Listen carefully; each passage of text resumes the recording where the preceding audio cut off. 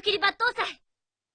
El primer episodio de Rurouni Kenshin lo considero un buen inicio porque es capaz de hacer un balance entre el entretenimiento fácil de digerir, véase el badass pateando culos, y un mensaje que, si bien es claro, va tomando otra profundidad a lo largo de la historia. Nos presentan el concepto armas. El argumento de Kaoru es que existen para salvar gente. El tipo super malo nos dice que es una estupidez, que un arma es una herramienta para matar. Ante este pensamiento, lo más factible creo que es posicionarnos del lado del villano, porque, sorpresa, las armas matan. Puedes salvar a alguien con ella, pero ¿de qué manera? ¡Le mato a esa, ¡Le vuela la cabeza! ¿Que estoy hablando en español o en chino? ¡Estoy re loco! ¡Soy la concha de tu madre! ¡Baja eso! No hay forma de que compremos el sentido contrario. Por eso, gracias a la perspectiva de Kaoru, es lógico que creamos que estamos por ver una historia asquerosamente melosa arraigada a su ideal inocente por insistir en algo que no es real, implicando un positivismo forzado. Sin embargo, casi al final del capítulo, el protagonista le da la razón al contrario. Las armas sirven para matar, y que por más que acepte esa verdad, las palabras de Kaoru son más bonitas, por lo tanto, va a seguir ese camino. Ay, entonces pasa lo obvio, el planteamiento del bando bueno es el que predomina. Paremos un poco. ¿Eso significa que vamos a ver una historia que nos va a tratar de convencer sobre cómo el agua no moja? Yo no sé qué tanto quiero ver esa historia. El tema es que esto no trata de armas, samuráis ni conflictos bélicos. Esto trata de la redención de una persona. Lo que realmente nos llevamos del primer episodio es una actitud. Kenshin está recorriendo un camino en el cual ve como única alternativa mentirse a sí mismo. El sentido de la premisa no es replantearte la percepción de lo que es un arma, matándote de diabetes en el intento. Esto va de una persona encerrándose en algo tan tóxico como una mentira para tratar de ser feliz. El primer capítulo no nos reconforta con una declaración de objetivos llevando una connotación positiva como parece en primera instancia y como tan recurrente es en la demografía. En este inicio nos presentan un error, y no uno común, sino que uno que ya cometió.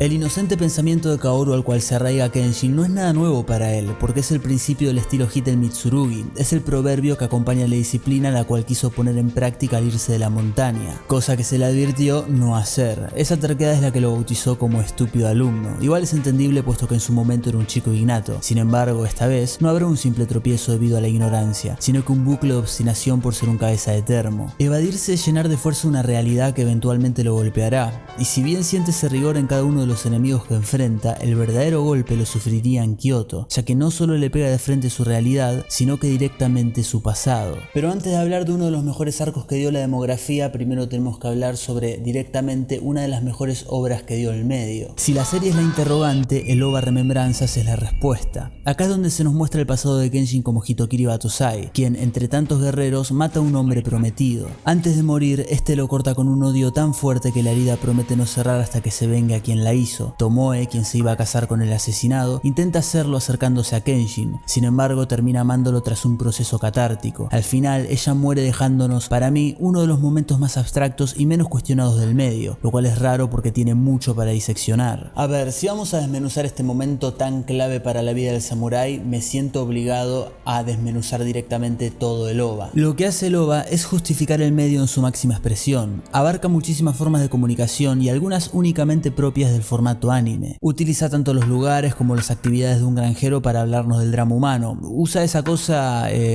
¿cómo lo digo? Tal vez han transcurrido solo 10 minutos. Pero parece que hubieran sido siglos. Sí, eso. La clásica distorsión del tiempo tan singular del anime para narrarnos un suceso dentro de un periodo que para nosotros es largo, pero para los personajes son solo milésimas de segundos. Recurre a todo lo que tiene. Si llueve, la lluvia servirá para una metáfora dicha por Tomoe. Si nieva, la sangre se mezclará con esa pureza, siendo un eco de cómo la bondad de Shinta se fusiona constantemente con el cruel talento de Kenshin. Si nos ponen en pauta el sake, no solo servirá para honrar a los fallecidos, sino que también para expresar el malestar interior. Si el sake sabe mal, es porque algo mal hay dentro de ti. Si nos hablan del perfume de ciruelas blancas de Tomoe, no es solo por la elegancia del concepto, sino que para que entendamos que al final no solo tiene puesto un recuerdo, sino que también una esencia. Y somos tan débiles ante esos olores que nos traen mares de recuerdo. Y estos ovas huelen a obra maestra. Y yo no debo oler muy bien puesto que me estoy envolviendo en papel higiénico para hacer un cosplay de Shishio. Sí, perdón, pero se les vienen cosas muy duras de ver. En el momento en que el maestro Seijuro observa la bufanda arriba de las cruces, se da cuenta que no solo hay un homenaje, sino que también una reafirmación de lo noble que sigue siendo Kenshin al haber mantenido vivo el recuerdo de aquellas prostitutas. A pesar de todo lo malo que absorbió, jamás se influenció, él volvió a aquel lugar. Pero Kenshin no es el bueno de esta historia, quizás Shinta sí lo sea. Por eso también ponen un contrapunto para que no perdamos del eje el mal que hizo utilizando el juguete de su niñez, el mismo que sigue usando a modo de tranquilizante en sus tiempos libres, ahora parece prendido fuego porque evidentemente hay una inocencia que jamás volverá y una tranquilidad que poco lugar tendrá de ahora en adelante. Y es que Seijuro le había advertido que si decidía pelear iba a terminar siendo utilizado, asesinando sin saber a quién ni por qué y que solo le iban a esperar cosas malas. Esa bufanda también significó entender que su alumno no pudo romper ningún paradigma tradicional. El maestro siempre tuvo razón, solo fue otro más que sufrió las atrocidades de la guerra. Incluso en el mismo OVA, cuando nos hacen su presentación de único y diferente, nos dejan entrever que en realidad no lo es, porque están las autoridades mirando desde arriba al gran espadachín, pero también están viendo docenas de estos guerreros que se dejan tatuar en el culo el nombre de una ideología.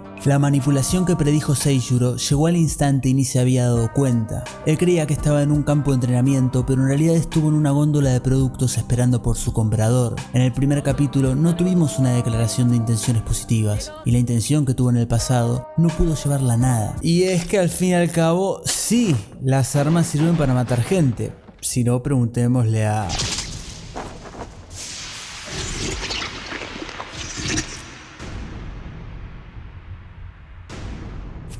A ella se le aparece su prometido, a quien le hace un gesto de afirmación. Luego interviene en la última pelea recibiendo el ataque de Kenshin. Finalmente le hace una marca y muere.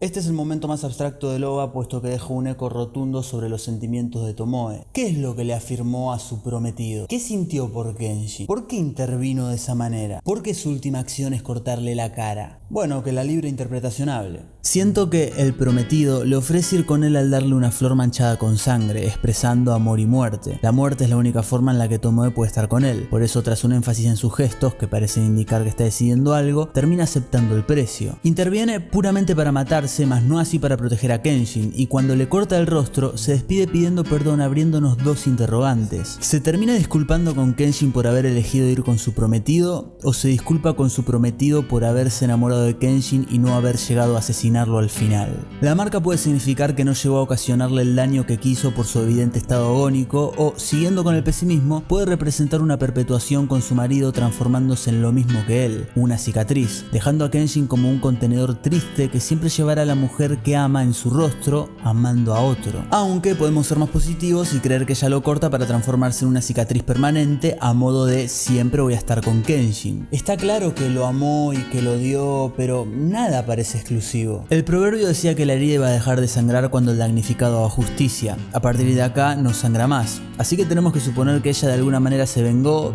y sin odiarlo. La venganza está en forma de ella haciéndole lo mismo al morir en manos de él. Sacándose su propia vida también le quita a la persona que más quiso. Esta es la justicia que por fin cierra la cicatriz. El último momento encapsula todo el sentido del OVA. Es una oda al famoso amor-odio que tanto escuchamos nombrar pero que pocas veces parece realmente una fusión legítima de ambos sentimientos. Las relaciones amor-odio son intercalamientos entre ambos sentimientos que culminan teniendo matices, valga el sentido no literal, bipolares, pero no en todas las historias convergen de una forma tan centralizada. Y si bien en los créditos vemos cómo ella lo abraza dejando de lado el rencor, no creo que sea una representación de su voluntad, sino que de lo protegido que se siente Kenshin al tener su recuerdo. Si tendría que buscarle un error a estos OVAs, que bueno, no es un error, pero como todo buen mal opinólogo de internet tengo que criticar, creo que sería no haber sabido adherirse al concepto original de lo que significó esto para el Batusai. Al principio del arco de Kyoto, cuando Saito busca comprobar si realmente Kenshin es el legendario asesino, se nos hace hincapié en que antes era un demonio. La katana era el instrumento con el cual saciaba su sed de sangre. Kaoru siente terror porque está viendo los ojos de uno de los más grandes sicarios de la era, pero en el OVA esta perspectiva no la tenemos, seguimos viendo a Kenshin. No anda con sus típicas boludeces, no usa su muletilla oro cada 10 minutos, la atmósfera es tensa, pero sigue siendo el mismo que vimos en la serie, solo que esta vez efectivamente asesina. El matar a sus encargos rápido para no dejarlos hablar y así no poder conocer ni lo más mínimo de ellos es una manera de esquivar la culpa, es matar esos fantasmas, cosa que también tenemos en la serie. Es lo mismo que hace cada vez que Misao le habla sobre los Oniwa Banshu. Se aleja de ella no solo para evitar contarle la realidad de sus trágicas muertes, sino que también también para escapar de su remordimiento. Entonces, al final el OVA nos dice que no hay tanta diferencia como se nos había contado entre Kenshin y Battosai. Igual hay que tener mal gusto para quejarse de esto, y solo lo saqué a colación porque gracias a este argumento ahora en pantalla estás viendo Saito contra Kenshin. Y bueno,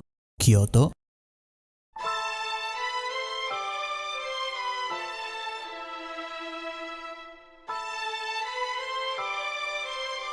Kyoto es uno de los arcos más nombrados a la hora de poner un ejemplo de élite dentro del género, y no es para menos, acá todo llega a su auge. Kenshin debe asumir su responsabilidad, volver a tomar el cargo de asesino para eliminar a Makoto Shishio. Iniciamos con una pelea épica en donde nos convidan un par de migajas de lo que podemos llegar a ver más adelante si el prota decide rendirse a eso. Tenemos una despedida con una intensa carga sentimental respaldada por un argumento conciso. Resulta que el señor Okubo iba a reunirse con Kenshin con el fin de hablarle sobre la seriedad de los conflictos, pero una charla hubiese sido algo aburrido, así que antes de que el viejo pueda reunirse termina siendo asesinado por un subordinado de Shishio. Y no solo eso, sino que segundos después se nos muestra como otro bando de por ahí planeaba hacer lo mismo. Hay muchas perspectivas, opositores, quilombo, y a fin de cuentas se siente que todo está mal. Alguien tiene que hacer algo urgente. Extra, extra, el señor Okubo ha muerto. Y mientras suena Departure de fondo y Kenshin es amenazado, nosotros decimos, y sí, y es que no queda otra. Va a haber que descender a ser un asesino.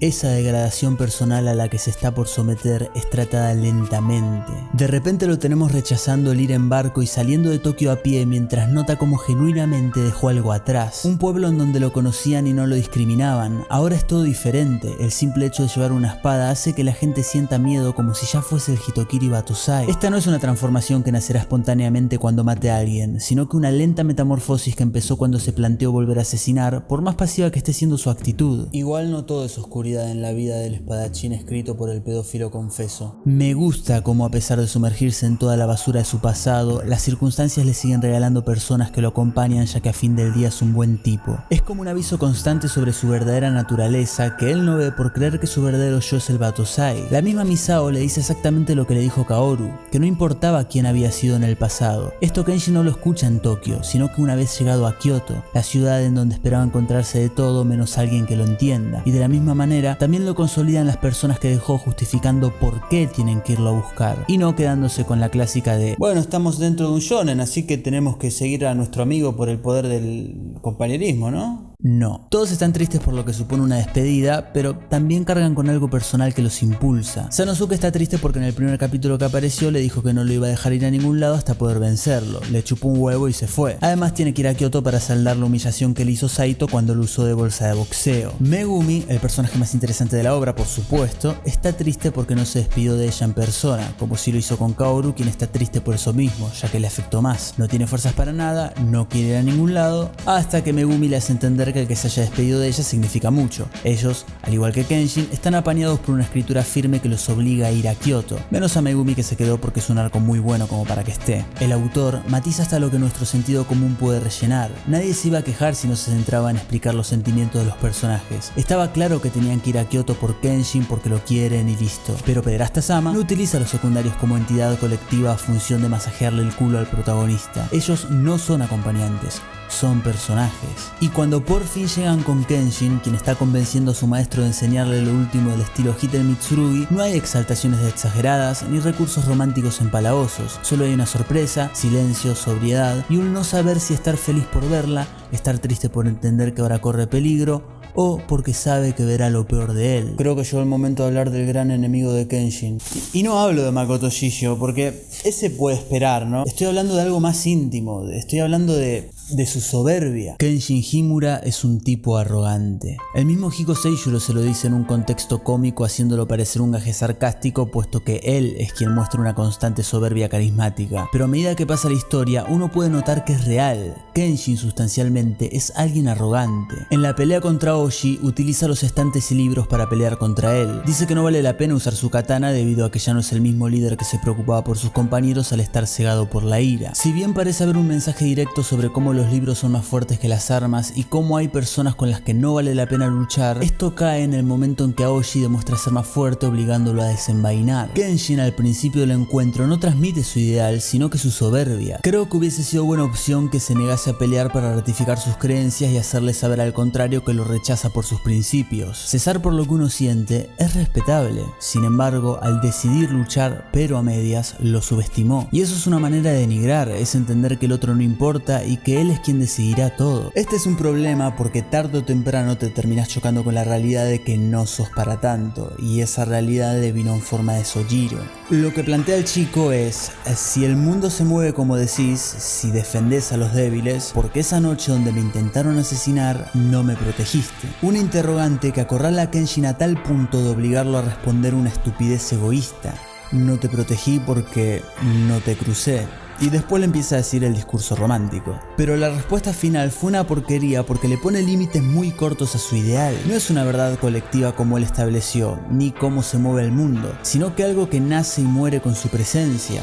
Ahí es donde está la arrogancia. El arco de Kyoto transforma la historia personal de un tipo que quiere redimirse en una odisea llena de soberbia en la que un hombre debe autodenominarse héroe para cambiarlo todo. Y al afrontar la era desde esta perspectiva, se nos deja en claro que Kenshin no tiene razón. Sin embargo, abriendo un paréntesis, como una observación muy personal, considero que es paradójico porque por más que no esté en lo cierto, justamente con Sojiro sí sucedió algo apegado a lo que creía. No apareció Kenshin para salvarlo tomando la figura del fuerte que protege al débil, pero sí Shishio, puesto que el chico no asesina a los que lo adoptaron bajo la ley del más fuerte. En ese momento no tenía habilidades especiales o algo particular, solo sobrevive por la ayuda de alguien que ve como una autoridad que le dio una espada. Y cuando Shishio se deja acompañar, no tiene indicios de que se vaya a volver una persona que prometa llegar a ser un buen guerrero, por lo cual ser digno de su manipulación. Incluso Sojiro le pregunta si algún día llegará a ser fuerte, a lo que contesta que no sabe y solo se dejó acompañar sin más por una persona débil. Me gusta pensar que es porque se vio reflejado en él. Si bien Shishio es un villano con todas las letras capaz de hacer las cosas más crueles, es evidente que tiene un buen trato con el chico por haber sufrido lo mismo y habérselo cruzado en un momento en el que todavía estaba a flor de piel la traición que le habían hecho. Mientras Sojiro le cuenta cómo lo manipularon las personas que lo adoptaron, él lo respeta por haber vivido lo mismo pero con el gobierno Meiji. Por supuesto, la serie no busca profundizar sobre la humanidad de Shishio porque él es algo así como: soy un ser extremadamente malo. Y humanizar tanto al malo hubiese sido bastante contraproducente para el argumento sencillo y bien trabajado que la obra quiso ofrecer, puesto que venimos de una serie de personajes evangelizados y para que los espectadores no muramos de diabetes, el villano final tenía que ser villano hasta el final. Lo que hace el autor para humanizar a Makoto Shishio es validar su ideal y no simplemente discriminarlo como una porquería poco digna de tomarse en cuenta al provenir de un tirano del culo asesino asqueroso. Como por ejemplo cuando lo ponen en un pedestal diciendo que dentro de los pilares hay petróleo, puesto que el villano es un visionario que cree que ese aceite va a destituir al carbón. Evidentemente tenemos que prestarle atención a este tipo. Acá entramos en eso que se dice de Shishio tenía razón. Sí, en parte es verdad, querer pijarse al gobierno Meiji es algo entendible, pero si vas a colgar de un palo de madera a gente inocente no creo que tu práctica sea del todo correcta. Él no decía que en el mundo el fuerte predomina sobre el débil, sino que el débil debía ser destruido y borrado de la historia. Así que no, claramente no tiene razón. Capaz que si fuiste criado por tu abuelo Ario que te contó sobre los trabajitos que hacía en Auschwitz como soldado haciéndose el héroe, sí tenga algo de sentido para vos. Pero no, Shishio, si bien tiene pensamientos con los que uno puede empatizar, en general estaba para el culo. La subversión de Shishio está errada en teoría y en práctica, sin embargo Kenshin tampoco tiene razón en su tan inocente planteamiento. Disculpen que interrumpí a ese bobo hablando de los sentimientos de los personajes.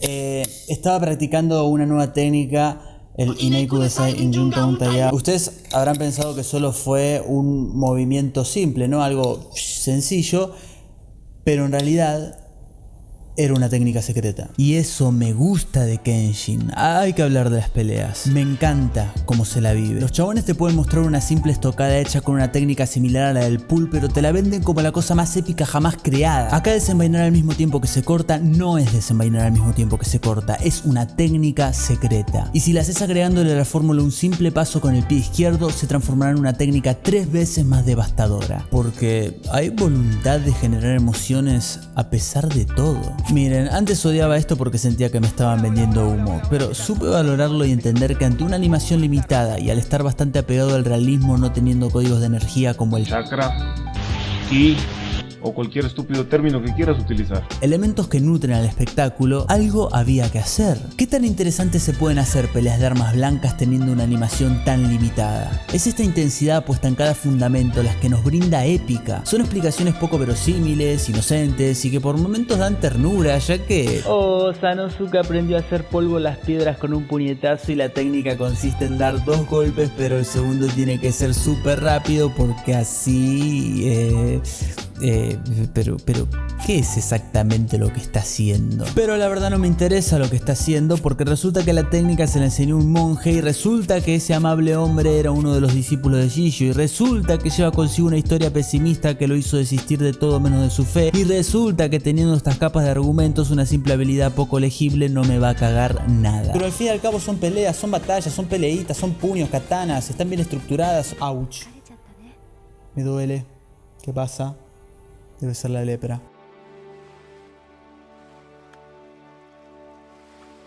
En el OVA final, Kenshin muere de una enfermedad parecida a la lepra. Es excepcional como usan esto, es un abanico de posibilidades. El enfermarse fue una consecuencia de haber usado el hit del Mitsurugi, es decir, pura justicia poética en la que el elemento que utilizó para asesinar lo terminó literalmente pudriendo. Sin embargo, también es un vínculo entre Kaoru y Kenshin. Ella acepta pasar una última noche con él sabiendo que se va a contagiar a modo de despedida. Y siempre entendí esta decisión como algo que va más allá. El preguntarse todos los días cómo estará Kenshin llevando su enfermedad o si ya estará muerto es algo duro. Pero al ella también llevarla, se generó una falsa sensación de sintonía cuya regla es: si yo estoy viva, él también lo estará. Si todavía no me pudrí, puedo estar tranquila porque somos víctimas de lo mismo. Pero bueno, ya terminamos. Arroben a su autor, así tiene otra cosa para ver en vez que pibitas en cu... El niño de sus ojos.